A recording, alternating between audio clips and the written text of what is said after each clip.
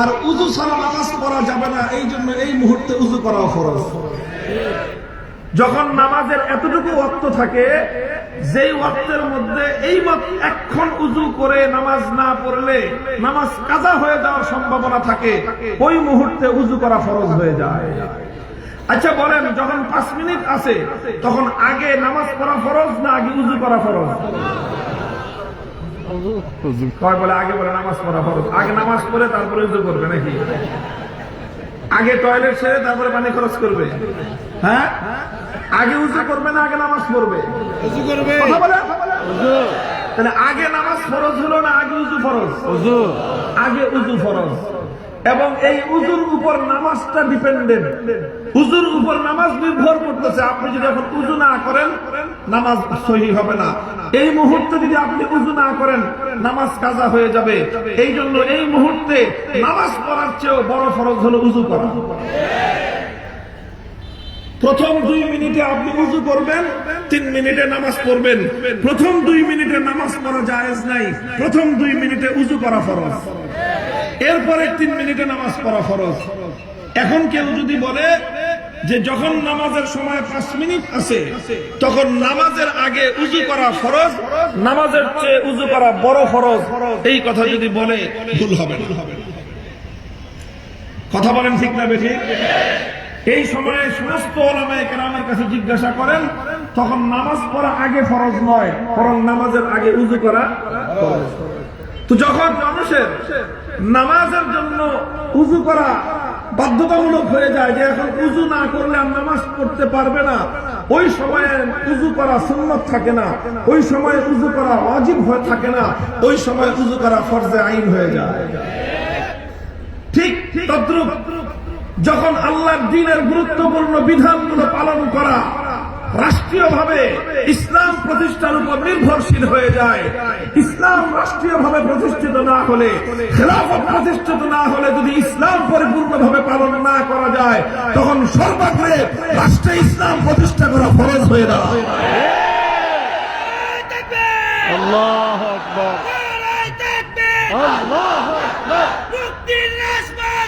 হাফিজ জুহুদুর রাহমাতুল্লাহি আলাইহি এই কথাই বলেছিলেন যে খেলাফত প্রতিষ্ঠার জন্য সংগ্রাম করা এখন আহাম্মুল ফারায়েজ।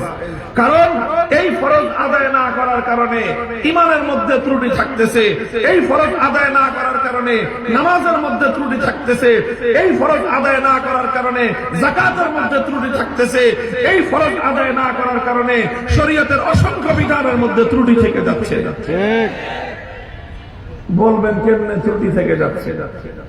কেমনে ত্রুটি থেকে যাচ্ছে?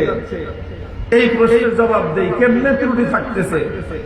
শুরু করতেছি ঈমান থেকে, যে ঈমানের মধ্যে কেমনে ত্রুটি থাকতেছে সেই কথা থেকে শুরু করি। বুঝেন কথা?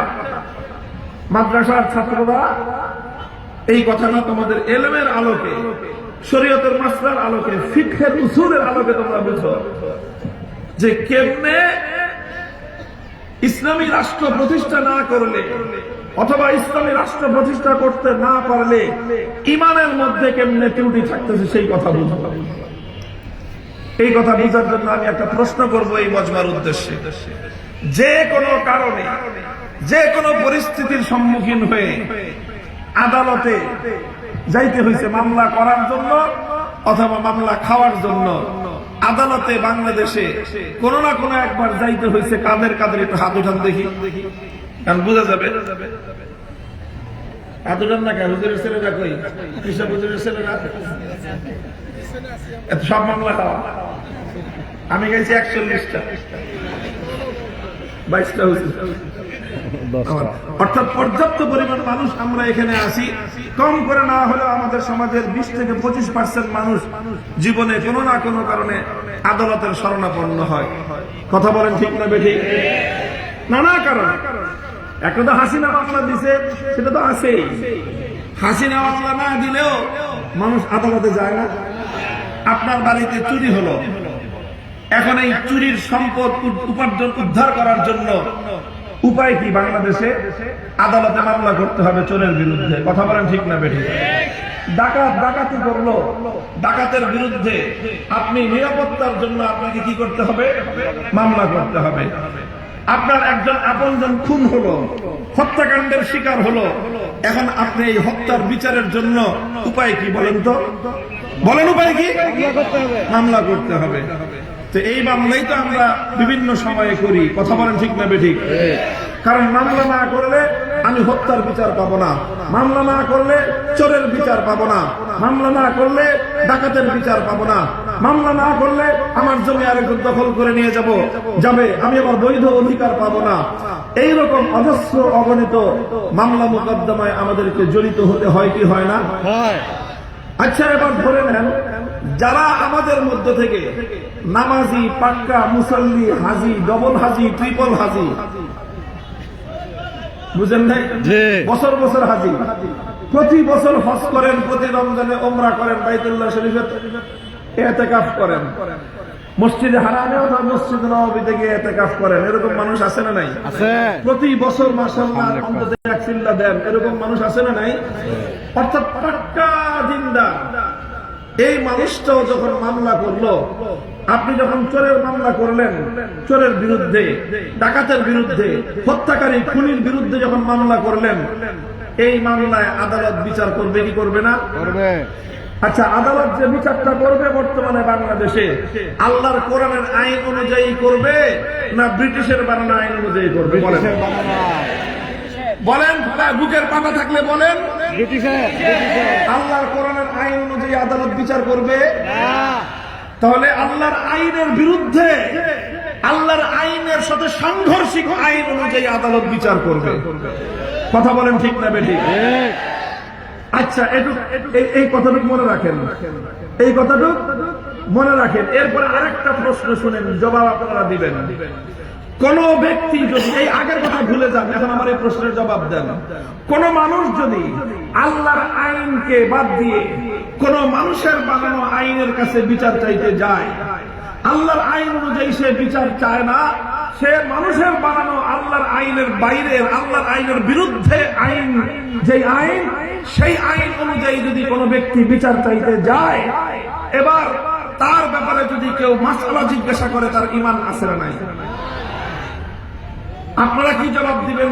আমি কি জবাব দিব সেটা বড় কথা না, আল্লাহর কোরআন কি জবাব দিবে সেটা বড় কথা।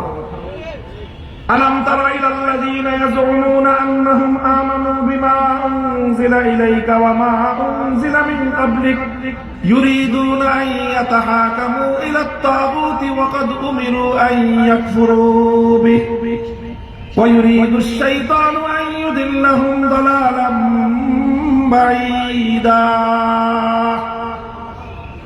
আল্লাহ বলতেছেন, আল্লাহ নিজে কোরআনে পাকের সূরাতুন নিসার ৬০ নম্বর আয়াত খুলে দেখেন। আল্লাহ বলতেছেন, দেখো আশ্চর্যজনক একটা কথা। কে বলতেছেন? আরে আশ্চর্যজনক কথা কে বলতেছেন? আল্লাহ এই কথাটাকে আশ্চর্যজনক বলে আখ্যায়িত করতেছেন যে এমন কিছু মানুষ আছে দাবি করে ইমানদার, অথচ তারা আল্লাহর আইন বাদ দিয়ে মানুষের বানানো আইনের কাছে বিচার চাইতে যায়। এই আয়াতের স্পষ্ট মর্ম ব্যাখ্যা না, এই আয়াতের মেসেজ হলো এই, যারা আল্লাহর আইন বাদ দিয়ে কোন মানুষের বানানো আইনের কাছে বিচার চাইতে যাবে, তারা অন্য যে কোনো কিছু হতে পারে, হাজি, গাজী, পাজি হতে পারে, ইমানদার হতে পারে। আল্লাহর আইনের বাইরে কোন গায়রুল্লাহর আইনের কাছে বিচার চাওয়া স্পষ্ট কুফর। এটা আমি বললাম, এই মাসলাটা, এটার আগে পরে অন্য কোনো কথা লাগায়েন না। দুনিয়া, বাংলাদেশ না, সারা দুনিয়া থেকে কোন মুফতি সাহেব, কোন আলেম আনেন যে এই কথার সাথে দ্বিমত করবে। আমি তো একটা মাদ্রাসার, উল্লেখযোগ্য মাদ্রাসার, যেই মজলিসে অনেক বড় বড় উলামায়ে কেরাম আছেন, তাদের উপস্থিতিতে কথা বলছি। যদি ভুল হয়ে থাকে তাহলে সর্বপ্রথম আমি সংশোধন করে নিব, এবং আমি আজকের পর থেকে প্রত্যেকটা মাহফিলে সেই সংশোধনী আলোচনা করব। আবার বলছি যে আল্লাহর আইন বাদ দিয়ে, আল্লাহর আইনের বাইরে অন্য কোন গায়রুল্লাহর আইনের কাছে যদি কেউ বিচার চাইতে যায়, তাহলে এটা কুফরি কাজ। বুঝতে পারছেন কথা? এবার ওই আগের কথায় ফিরে আসেন। আপনারা যারা বিচার চাইতে গেলেন, চোরের শাস্তির বিচার, আপনি যার কাছে বিচার চাইতে গেছেন, যে আদালতের কাছে, সে আল্লাহর কোরআন অনুযায়ী বিচার করে দিবে। আর আপনি যার কাছে ডাকাতির বিচার চাইতে গেছেন সে ডাকাতের বিচার আল্লাহর আইন অনুযায়ী করে দিবে। আপনি যার কাছে হত্যার বিচার চাইতে গেছেন সে খুনের বিচার আল্লাহর আইন অনুযায়ী করে দিবে। তাহলে সে কার আইন অনুযায়ী করে দিবে? মানুষের বানানো আইন, এবং এমন আইন যেটা আল্লাহর আইনের বিরুদ্ধের আইন। কথা বলেন ঠিক না বেঠিক?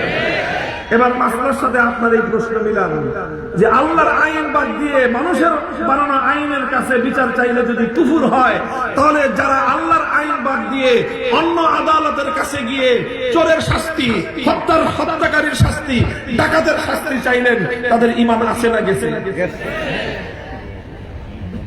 আপনার কথাই তো আপনি বলতেছেন ঈমান নাই।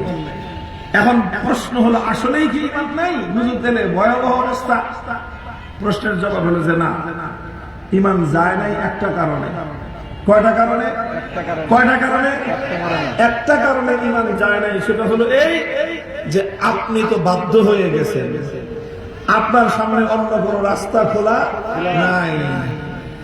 আপনার সামনে অন্য কোনো রাস্তা খোলা নাই, আল্লাহর আইন অনুযায়ী বিচার পাওয়ার কোনো ব্যবস্থা আপনার কাছে নাই।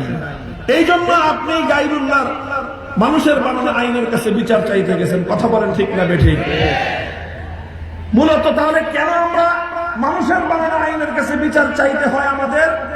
এর জন্য মূল প্রতিবন্ধক হলো রাষ্ট্রের সংবিধান।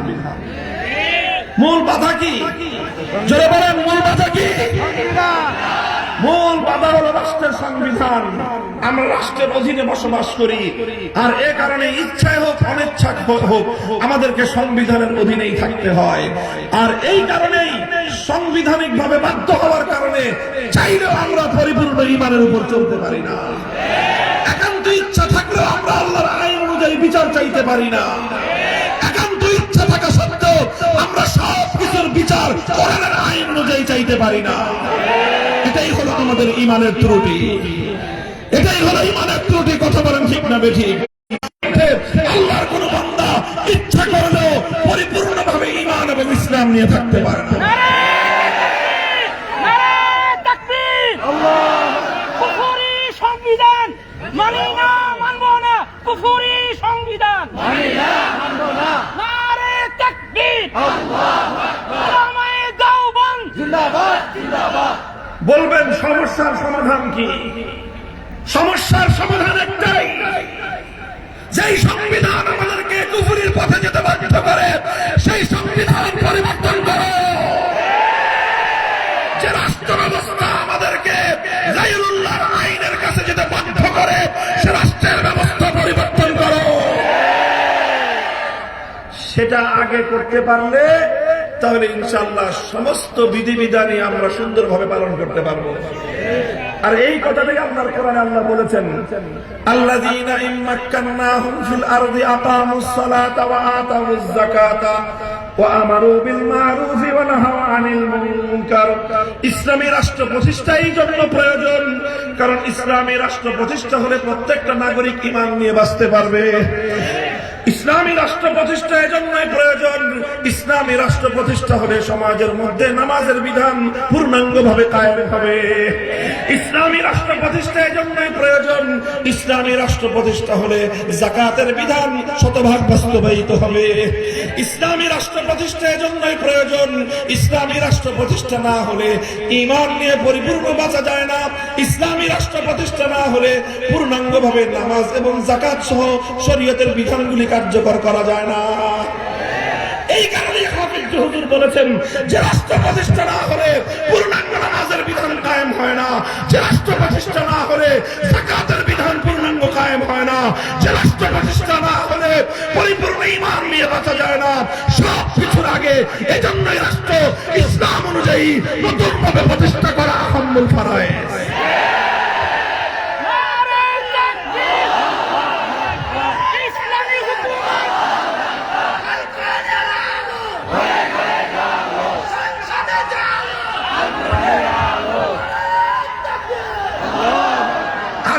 গুরুত্বপূর্ণ কথা বলে আমি আমার, কারণ রাষ্ট্র প্রতিষ্ঠা না হলে যাকাত পরিপূর্ণভাবে আদায় করা যায় না।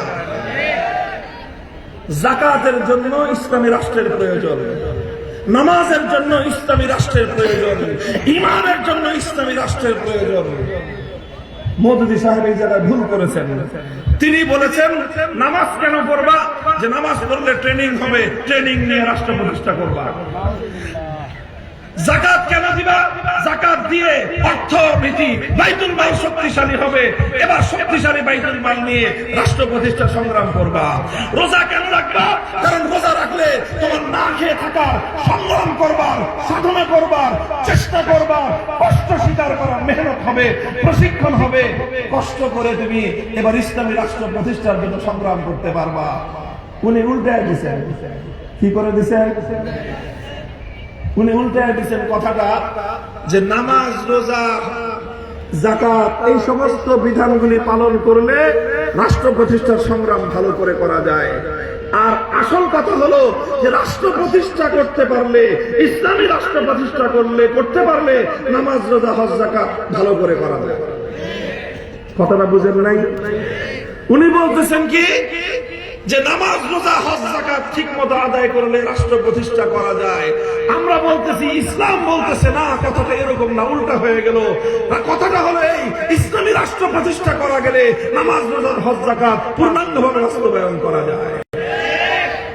কথা বলেন ঠিক না বেঠিক? এটা ওনার ভুল। এই ভুলটা মানুষ ভুল করে, কোন মানুষ অনেকেই ভুল করে। উনি মারাত্মক একটা ভুল এই জায়গায় করেছেন। ওনার ভুলটাকে ভুল বলা, ওনার ভুলটাকে ভুল হিসেবে মেনে নেওয়া, এটাই হলো যুক্তিযুক্ত কথা। মুহতারাম হাজিরিন, আমি আমার কথা আলোচনার শেষ দিকে নিয়ে যাচ্ছি। হাফিজ হুজুর রাহমাতুল্লাহ আলাইহি যে কথা বলেছেন, রাজনীতিতে তিনি নবীন ছিলেন, কিন্তু কথাটা বলছেন অনেক অভিজ্ঞতাপূর্ণ কথা। মওদুদী সাহেব উনি রাজনীতিতে অনেক প্রবীণ ছিলেন, শরীয়তের ব্যাখ্যা দিতে এসে উনি ভুল করে ফেলেছেন। এই জন্য আমরা হাফিজ হুজুরের কথাটাই বলি। আমরা কথা বলি না যে রাষ্ট্র প্রতিষ্ঠার জন্য নামাজের উপরে। মুহতারাম হাজিরিন, কাজেই কথাটা বুঝেন, ইসলামী রাষ্ট্র প্রতিষ্ঠার চেষ্টা করা এটা শুধু জামাতে ইসলামের কাজ না।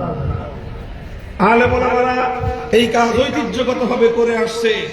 এই কাজ আমাদেরকে আরো শক্তিশালী ভাবে করতে হবে। বাংলাদেশের মাটি প্রমাণ হচ্ছে এটা এখন, যে মাটি একটা বিপ্লবের জন্য উর্বর হয়ে উঠতেছে। কথা বলেন ঠিক না বেঠিক? মাটি কিন্তু সবসময় চাষাবাদের জন্য উর্বর থাকে না। একটা সময় মাটি চাষাবাদের জন্য উর্বর হয়ে যায়, তখন সেই মাটিতে চাষাবাদ করতে হয়।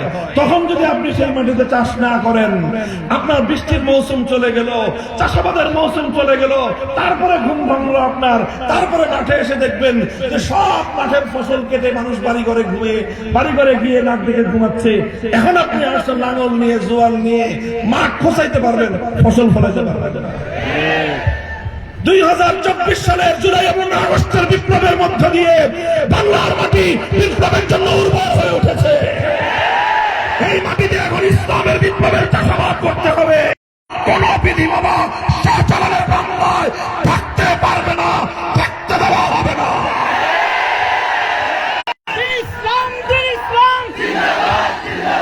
আল কোরআনের আলো, আল হাদিসের আলো। কোরআন সুন্নাহ বিরোধী কোন আইন মুসলমানদের এই জমিনে চলতে পারে না। কথা বলেন ঠিক না বেঠিক? ইসলাম বিরোধী কোন আইন দ্বারা আমরা আর শাসিত হতে চাই না। এবার এই ইমানের দাবি নিয়ে, ইমানের দাবি আদায় করবার জন্য যদি ত্যাগ আর কোরবানি লাগে করবেন তো? যদি মাথার ঘাম পায়ে ফেলতে হয় ফেলবেন তো?